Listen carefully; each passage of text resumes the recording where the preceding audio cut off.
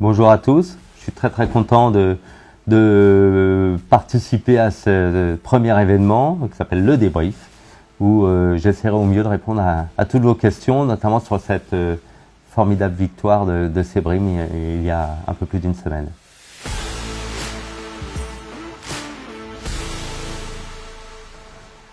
Forcément, le ressenti après cette première course à Sebring ne peut être que bon. Beaucoup d'émotions, une vraie fierté d'abord de gagner à Sebring, de gagner une première course en hypercar pour Alpine, de commencer une année 2022 de la meilleure des façons. Ce week-end s'est parfaitement déroulé et gagner cette course prestigieuse qui fait partie vraiment du patrimoine de notre sport, voilà, c'est un signe très fort que l'on envoie bien sûr à nos partenaires, à nos fans, mais aussi à la concurrence. Donc une énorme satisfaction.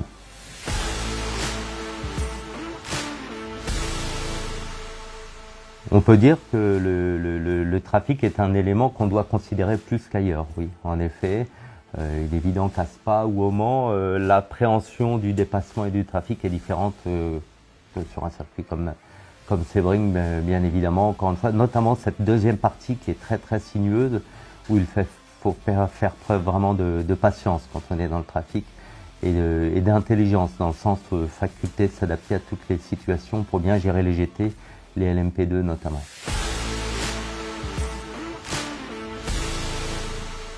Alors, toutes les épreuves du championnat du monde font l'objet d'une approche très différente. Alors, en effet, Sebring particulièrement parce qu'on est dans un exercice très opposé à ce que l'on peut rencontrer à Spa, au Mans ou à Monza par exemple, de par la configuration du circuit.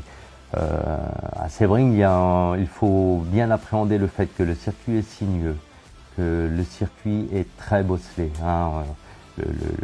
Le concept de Sebring, c'est respect the bump, donc c'est vous dire à quel point le terrain de jeu est miné.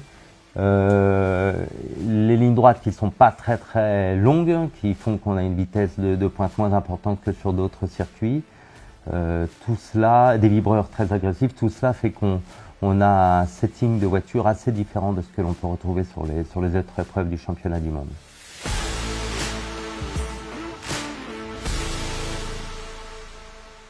Alors en 2022, il n'y a pas eu réellement d'input et de modification du réservoir de la voiture.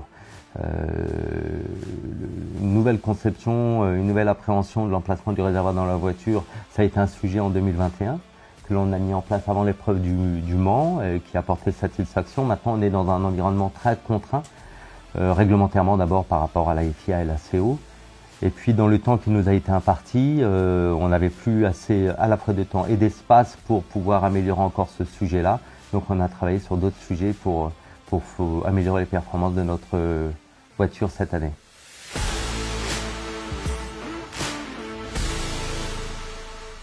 Sachant qu'on était contraint sur l'aspect autonomie et réservoir, on a travaillé plutôt sur des sujets liés directement à la voiture, donc sur du châssis, de la liaison au sol notamment, et un petit peu d'optimisation de consommation d'énergie avec notre partenaire Gibson.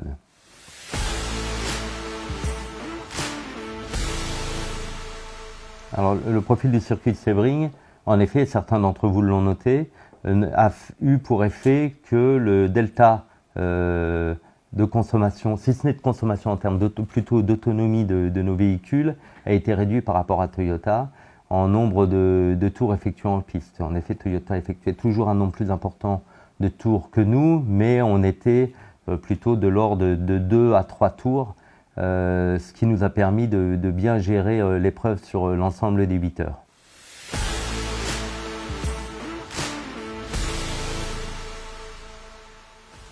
C'est vrai que Sebring ne nous a pas épargné au niveau de la météo. On a rencontré des conditions très différentes et pour certaines très extrêmes. Dès le prologue, on a eu des conditions de piste très humides sur la première partie du prologue, avec des températures piste aussi très fraîches, ce qu'on n'a pas l'habitude de connaître là-bas.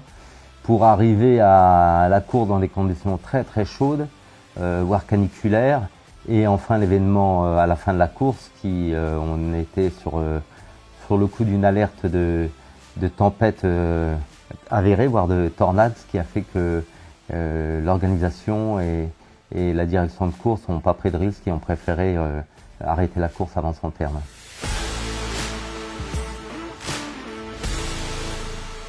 Alors on n'avait jamais connu une décision de la direction de course qui fasse que la course soit stoppée avant que l'événement climatique soit avéré.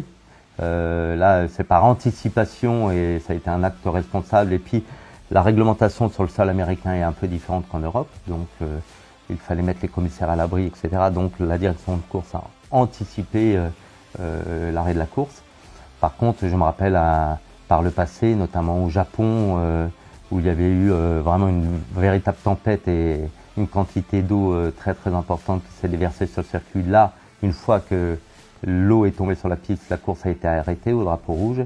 Et on a même eu de la neige à Spa, je me rappelle, au départ d'une épreuve. Donc, je dirais, chaque course a son lot de surprises, mais Sebring, là, ça a été quand même un sacré événement à gérer.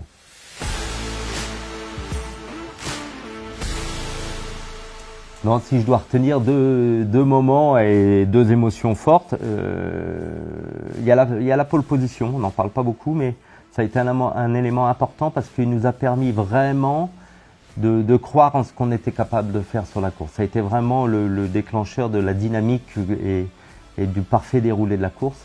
Ça nous a permis de dire, ouais, on est vraiment là en position de faire quelque chose d'important.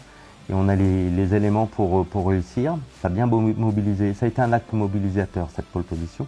Puis après, forcément, le podium, d'entendre la Marseillaise aux États-Unis. C'est la première fois que la Marseillaise retentit depuis 10 ans, depuis l'existence de ce championnat WEC.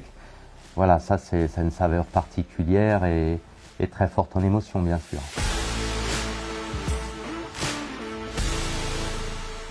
Bien sûr, les performances de Sebring laissent présager que notre taux sera performante tout au long de la saison. Néanmoins, encore une fois, dû à la particularité du tracé de Sebring, Sebring et Le Mans, c'est pas du tout la même configuration.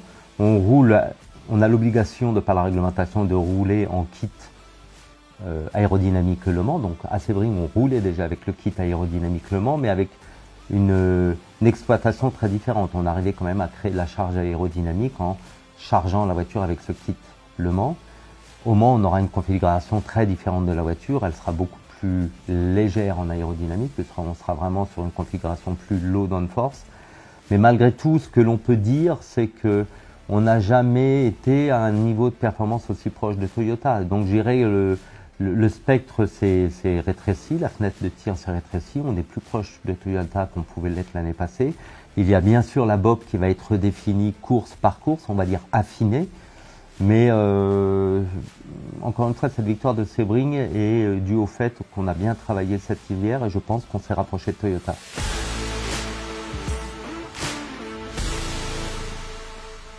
Alors, bien sûr, si on s'affranchit du facteur BOP, on saurait être plus performant et se rapprocher notamment des temps des pays qui est la catégorie reine en IMSA et notamment à Sebring. On a pu voir que cette BOP nous contraignait.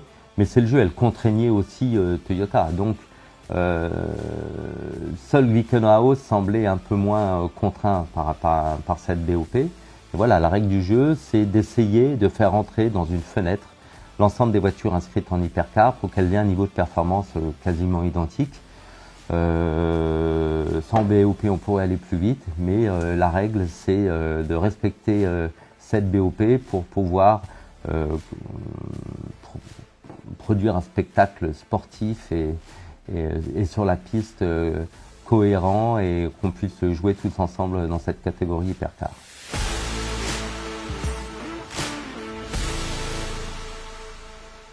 Alors, commencer d'une telle façon et faire le hat-trick, pole position, victoire, record du tour en course, forcément c'est une dynamique incroyable pour l'équipe et ça met l'équipe dans un élan incroyable. On le ressent. Ça leur a permis peut-être de s'enlever un peu un excès de pression qu'il pouvait avoir jusqu'alors, dans le sens où voilà, ce qui est pris a été pris et on a prouvé qu'on était capable de le faire. Donc les fondamentaux sont posés, on va travailler certainement avec un peu plus de sérénité. Il ne faut pas se cacher qu'il y aura une vraie pression au Mans et même des spas. Mais voilà, cette victoire va nous amener à la fois encore plus d'enthousiasme et un peu plus de sérénité.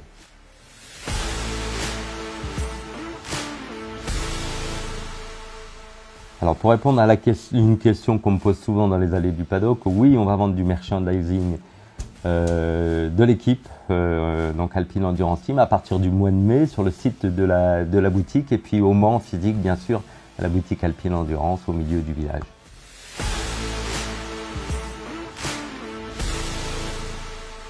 Ce qui est bien sur cette épreuve du Mans, c'est que c'est aussi l'occasion de vous rencontrer.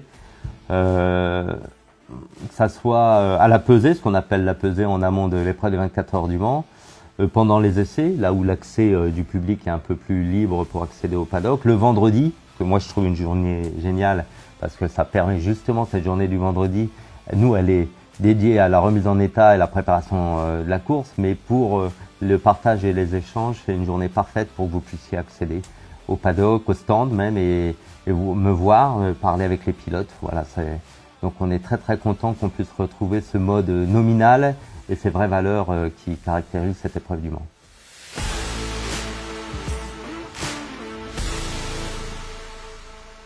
Merci à tous, j'espère avoir répondu à vos questions, en tout cas à l'essentiel.